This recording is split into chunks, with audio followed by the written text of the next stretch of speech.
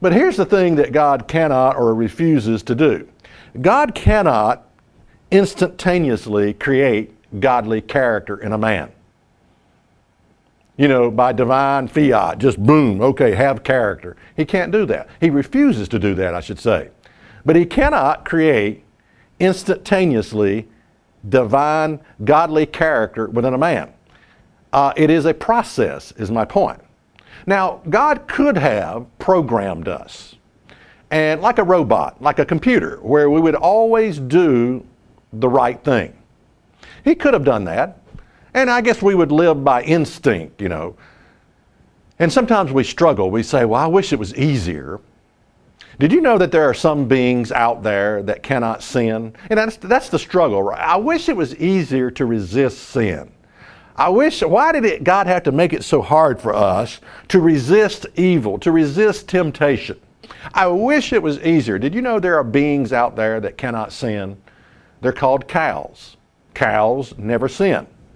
They just do what they do. They munch on grass, chew the cud, and cows never sin. But they're living by instinct.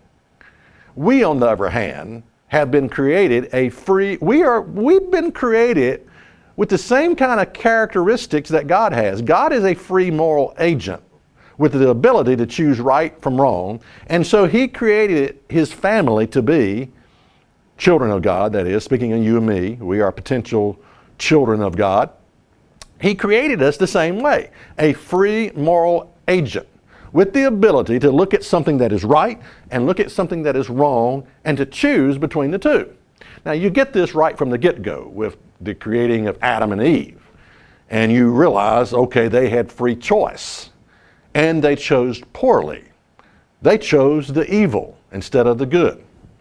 But the question we're dealing with today is, how do we develop godly character, the kind of character that God has? Now, what kind of character does God have? Well, when faced with right and wrong, God always chooses to do the right thing. That's basically the kind of character that God has. When faced with right and wrong, God always chooses to do the right thing. And so how do we develop that same kind of characteristic that God has, that we could always choose to do the right thing? Imagine the confidence that you would have if you could do that. That whatever you were faced with, you knew you had two choices and that you would make the right choice. Wow, what a confident booster. You know, we run around, people run around wondering what will develop their, you know, psychological confidence or whatever, and how can we have more confidence? Well, let me tell you how to have more confidence. Do the right thing. That's how you can have more confidence. Do the right thing. But how do we get there?